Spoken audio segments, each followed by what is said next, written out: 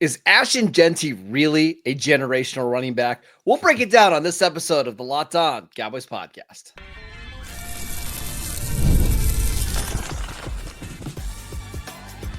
You are Locked On Cowboys, your daily Dallas Cowboys podcast. Part of the Locked On Podcast Network, your team every day. Welcome back to the Locked On Cowboys podcast, part of the Locked On Podcast Network, your team every day. We'd like to thank you for making us your first listen of the day. I am your host, Marcus Mosher. You can follow me on Twitter at Marcus_Mosher.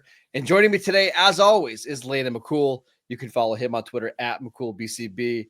On today's show, we are discussing my favorite topic of all time, running backs, Landon. Actually, I'm really fired up because this is an awesome running back class. Yeah. And today we're going to take a look at the top 3 running backs and discuss their fit with the Dallas Cowboys.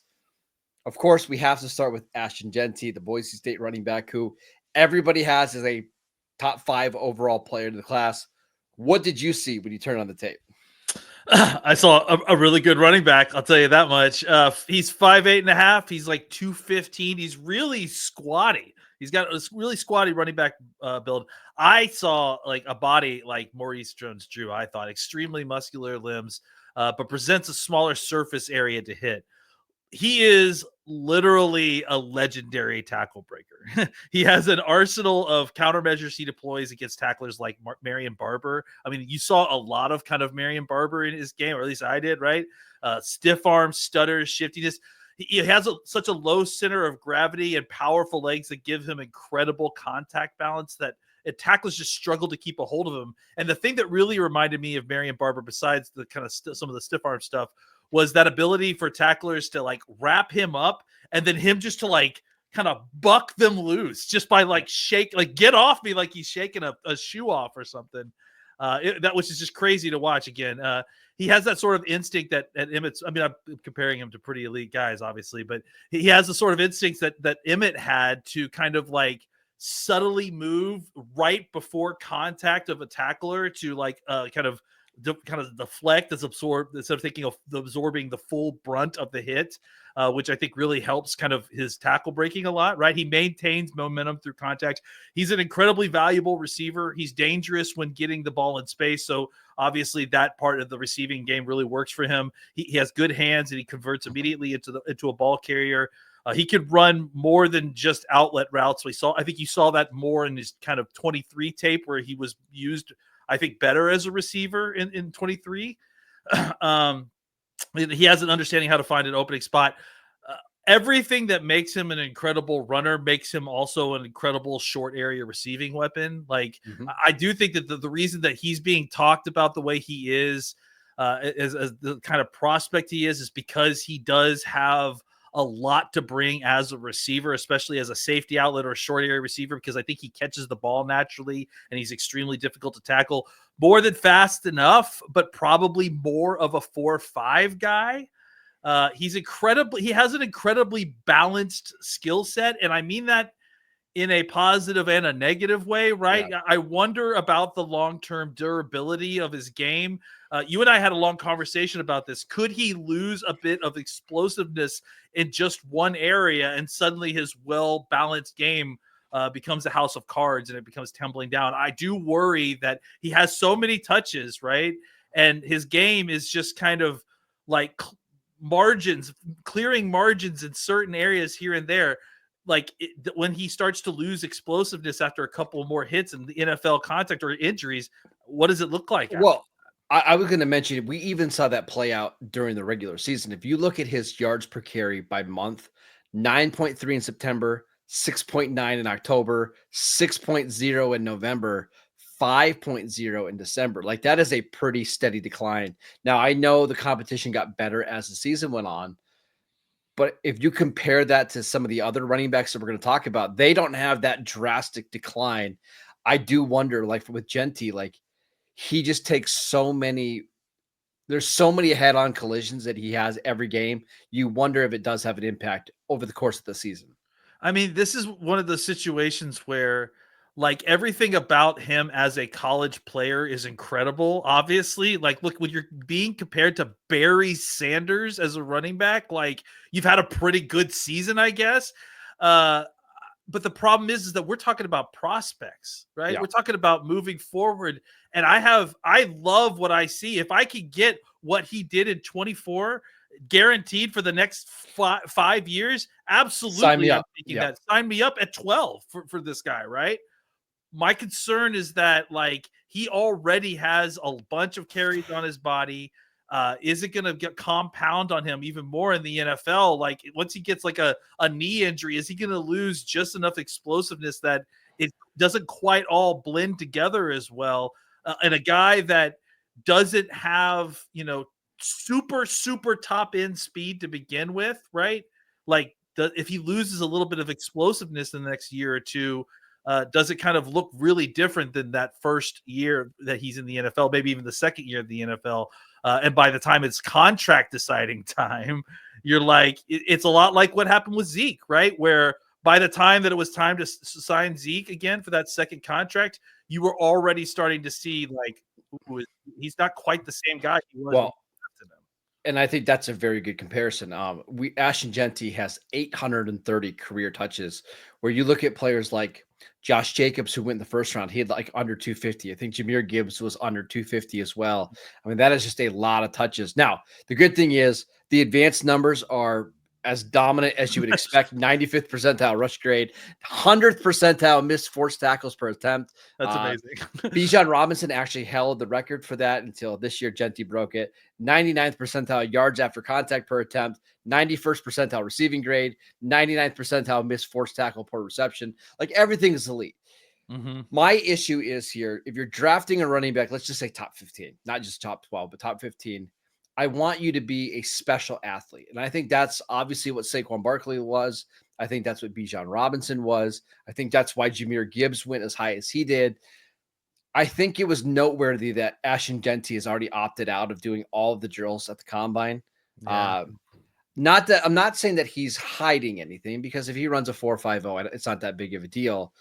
But if you compare his athletic testing numbers to Bijan and to Gibbs, I don't think they're going to be all that impressive. And to his credit, he doesn't win based off pure athleticism. He wins by breaking tackles. But that is concerning. Breaking tackles at Boise State is going to be much different than breaking tackles in the SEC. And breaking tackles in the SEC is much different than doing it in the NFL. So I think he is the best running back in this class. I don't have him in the same tier as Bijan or Saquon or some of those other running backs, but still a very, very good prospect. I think he has elite traits that are skill-based traits, right? Like I think his vision and his understanding on how, and I think his contact balance, frankly, is elite. I mean, his ability to get out of those situations.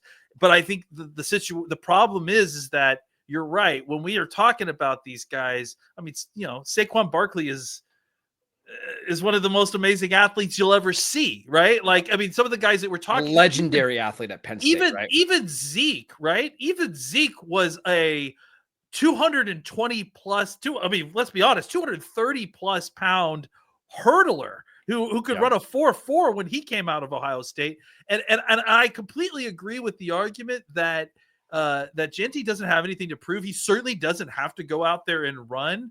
But I will say this: if he went out there and ran a 4.35, or a sub 4.4, he would be a top 5 pick all day, no doubt. But and that's why he's not running, doing it, right? Because he knows that's not the time. Yeah, Zeke at 225 at the combine ran a 4.47. I don't think Jeanty is getting there at 215. No way. And so it's not that I don't think, and again, that's not all the end all be all for being an elite player. But the problem is that if you have middling speed coming out of college football into the pros, what happens when you take another 200 hits at your lower body? And again, this is a guy who, like Marion Barber, will physically take a lot of hits because he breaks a lot of tackles, right? Yeah. And so it's going to take a toll on him. So how does that look 2 or 3 years from now when he's not avoiding tackles? He's just taking them on and then breaking them. but that's also breaking his body as he gets closer and closer to the dreaded 28 years old. I'm not comparing him to this player, but Leonard Fournette was somebody who ran in the 4.4s coming out of LSU, but you could tell by year 3, he just didn't have the same burst and explosiveness that he had during that first year of what we saw at LSU, because he was somebody that just took on so much contact. That's my fear for Jeanty. But again, I don't want to make it sound like we hate Ashton Jeanty, because I still think he's the best running back in this class. I think there's some concerns here for me when you're comparing him to Bijan and Saquon and some of those other names that maybe I just didn't have for those guys that I have with him. I won't be because I know what will be there at 12. I wouldn't be happy necessarily if he got picked at 12, but I would not be upset with having the player at all. Right? Like if I he also wants to be in Dallas, and I do think that. Yeah, I love that too, and he's from Dallas. I love that he's a Dallas guy. Played his high school ball here. I love that. So I'm all in. If the pick is 12, I'm rolling with the Dallas Cowboy. I'm happy about it. But as far as process goes, as far as drafting a running back that you would want to draft in the first round, he doesn't necessarily quite fit the bill, especially in the top half of the first round. All right, let's talk about Omarion Hampton, who is suddenly becoming the consensus RB2 in this class. We will get to that next.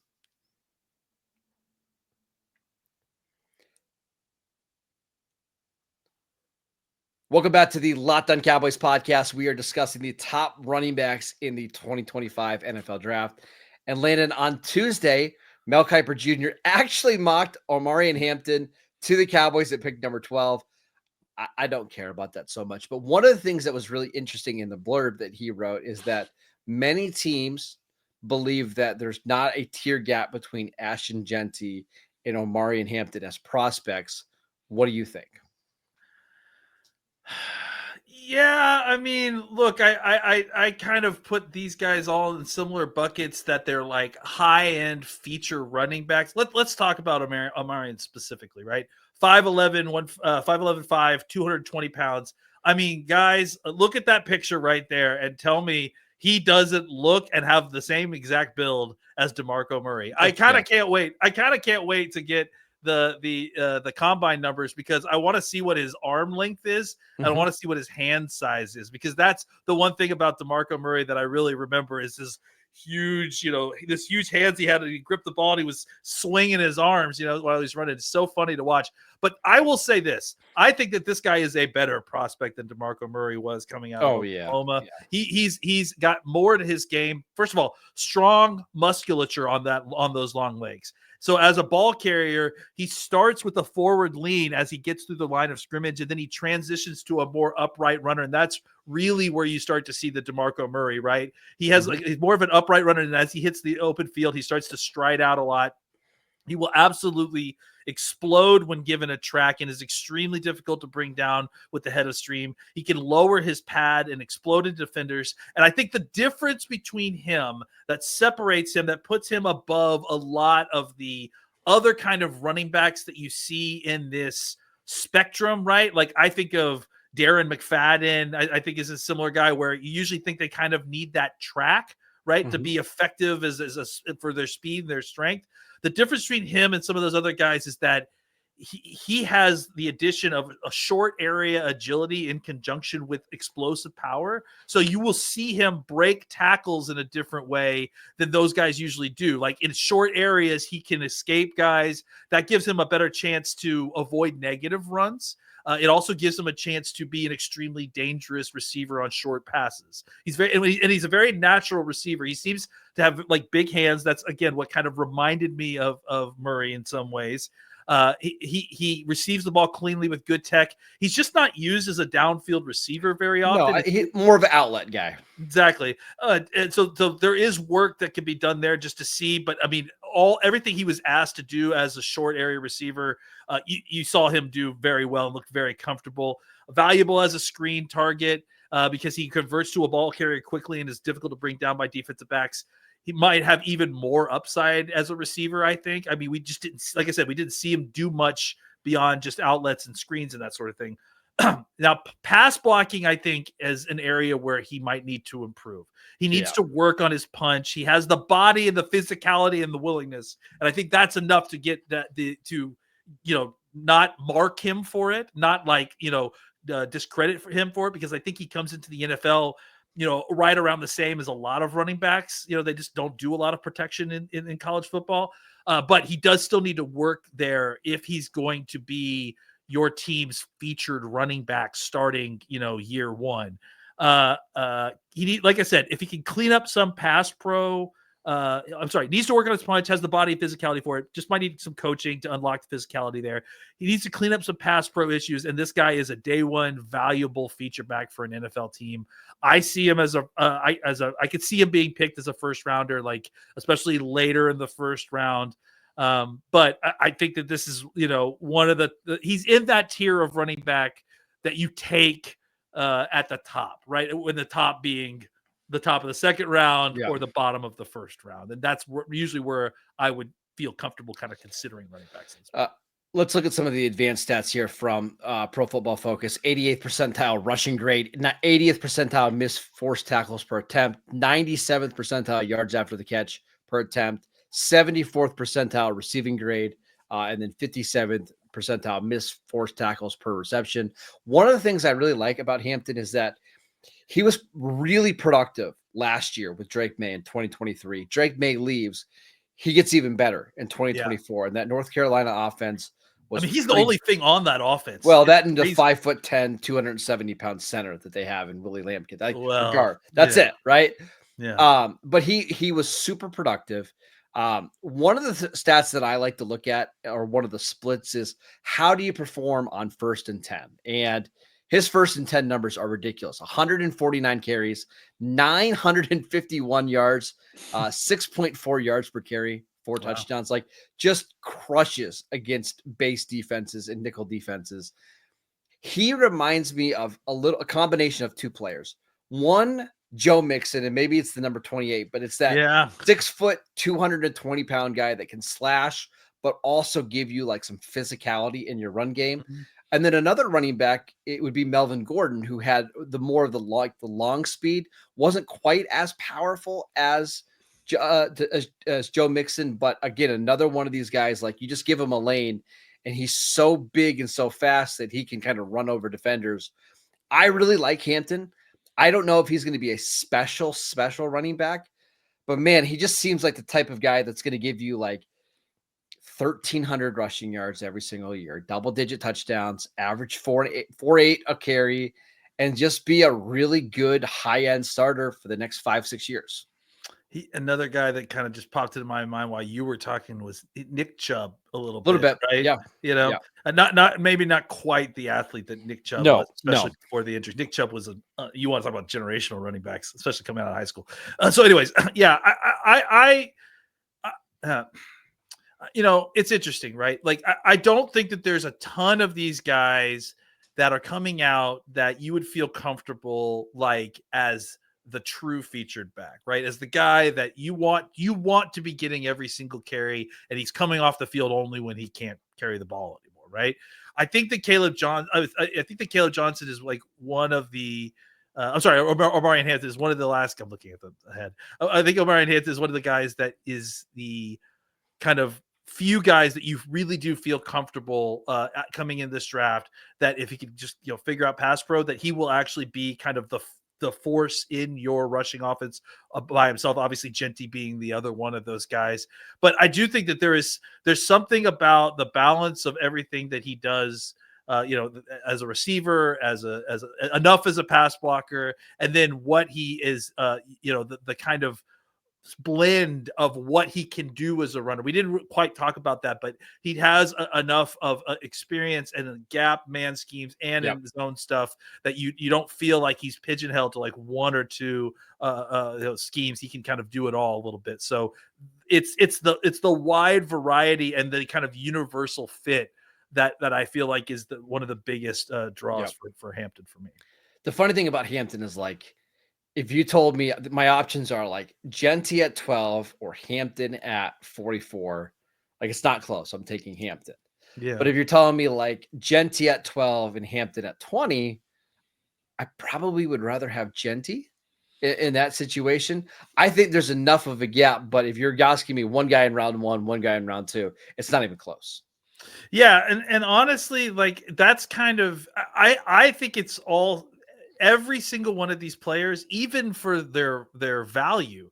I think it's all about, what you're looking for as a team, Sure. right? Because there's a guy that's not even on this list of players that I may want above all these if we're talking about a committee guy. So I think we'll that, get to Travion later, I promise. how did you know? Yeah, so I do think He's that maybe my favorite too. But yeah, I guess that's it. I do think that, so that's the good thing about it, is that I really do think that if you get one of these top 5 or 6 guys, like you probably can't go wrong, right?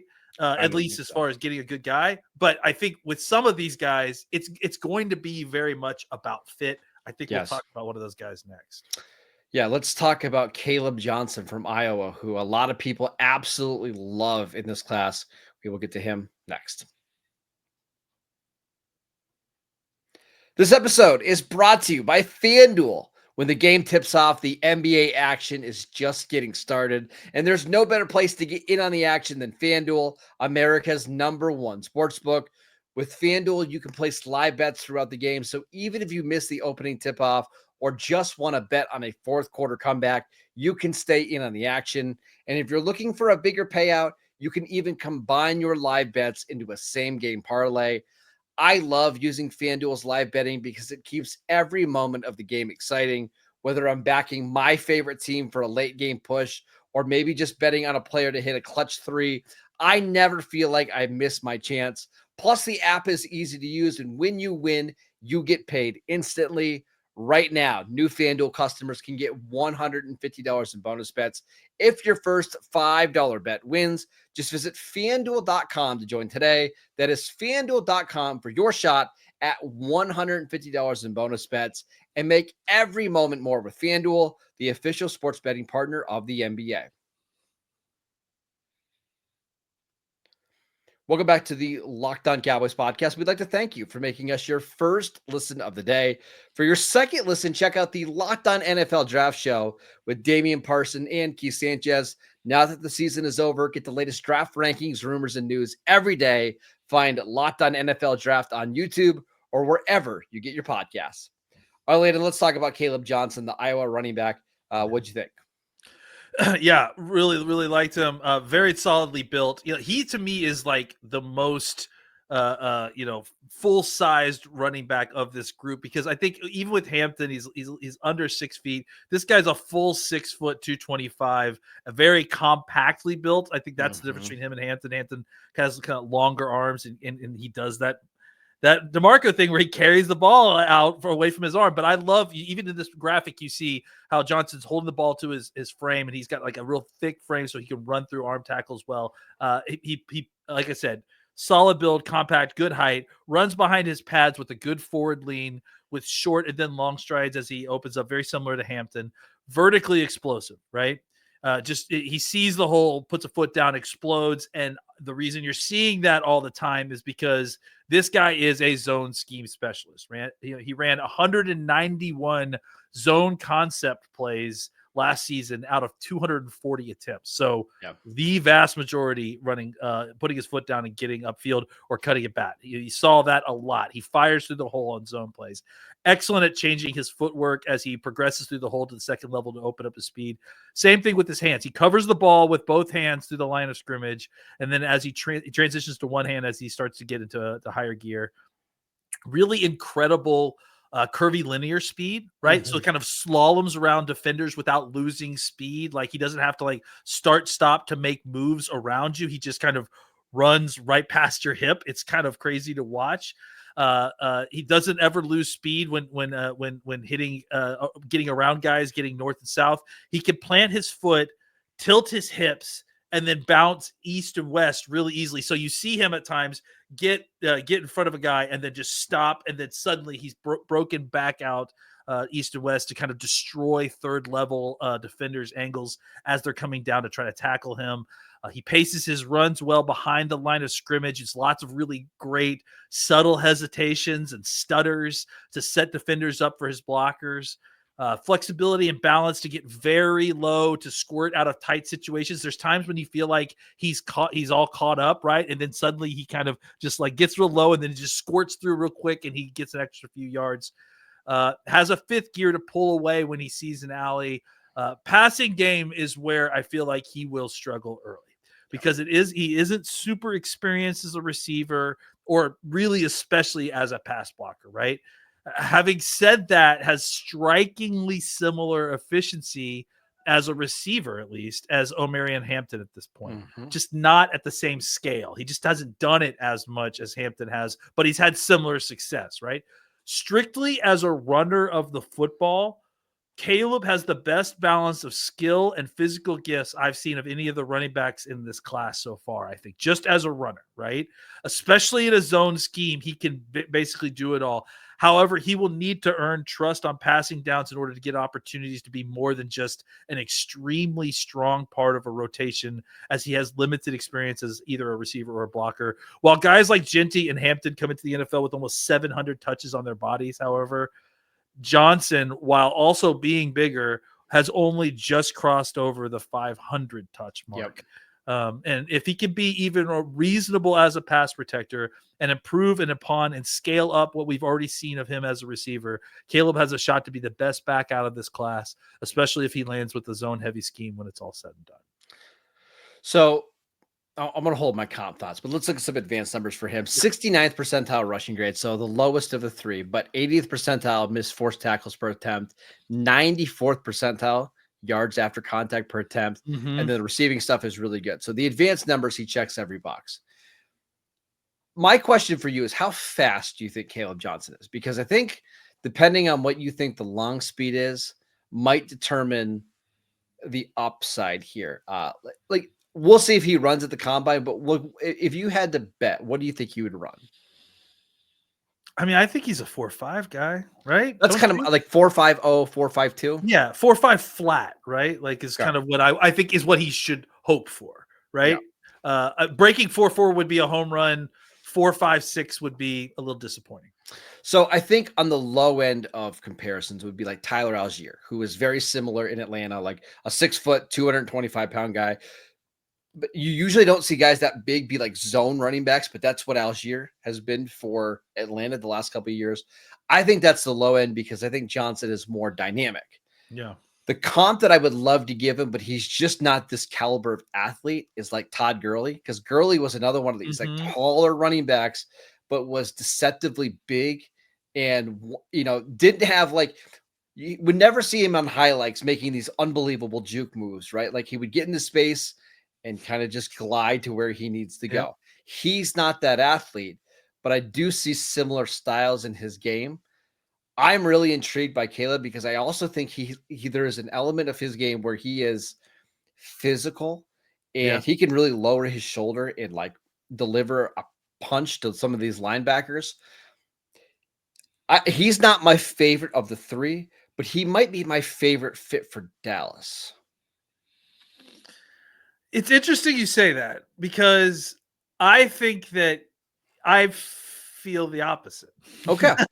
I think that he might be my favorite to watch of the three in some ways, right? Because there's such a because I love zone blocking stuff, I think is what it is. Well, that's what we don't. How much zone stuff is Dallas going to run this year? That's exactly what I'm going to get to. Yeah. Is that to me, the Cowboys appear to be stepping not so much away from it all the way, because that's the truth, is that I think every team still to this day runs more zone concepts than anything else, period. Of course. Like it's just about the percentages, right? It's like, it's the same thing like with coverages in the back end, right? Everybody runs cover 3. Everybody does. Yeah. It's just a matter of how much cover 3 you're running, right? Same thing with zone blocking. It's the prevalent, the scheme that's used. So I think, the problem here is that if you're not running a full in Shanahan, or at least old school Shanahan based zone blocking scheme that you're building everything off of the bootlegs, everything, that I worry, just because I haven't seen very much of it, how much gap and man counter stuff he's going to be comfortable doing. And then on top of that, the passing game stuff, like, is he going to be able to find a role on all 3 downs and in all running concepts? And if he's not, like, are you going to be able to get enough use out of him where you're drafting him? Could he be like early career James Conner, who was very similar, another 6 foot, 225-pound running back, didn't have home run speed, but just he had a bunch of these like 5, 6, 7 yard carries over and over again. I like him. I think he can. I think the question is where, like, what team with the team he's with what the Cowboys are doing. I just don't know. I know some people have stuck him like at the end of round 1 of mocks. I don't see that. To me, he's like somebody that goes between picks 35 and 45. So I think he's right in that range for Dallas in round 2. But if you told me like he's the Cowboys pick at 44, I would be thrilled. I think he's a really good player. I would wonder about the fit, but they would be making the choice. And that's the issue right now, is I think we don't know enough about what the Cowboys run game is going to look like quite yet. So they know better than we do at this. Obviously, they always know better than we do in some ways, but in this particular case, we have no idea what exactly schematically they're running. So it's all peeking through keyholes. All right, that is it for today's show. We want to thank you for making Locked On Cowboys your first listen every single day. On Thursday's show, we're going to answer your Twitter questions. And then Friday, we'll start to recap the NFL Combine. Drills start Thursday afternoon. So be on the lookout for those 2 shows. Go download the podcast wherever you get your podcasts. We are free and available on all platforms. Follow Landon on Twitter at McCoolBCB. I'm at Marcus_Mosher. And we'll see you right back here tomorrow.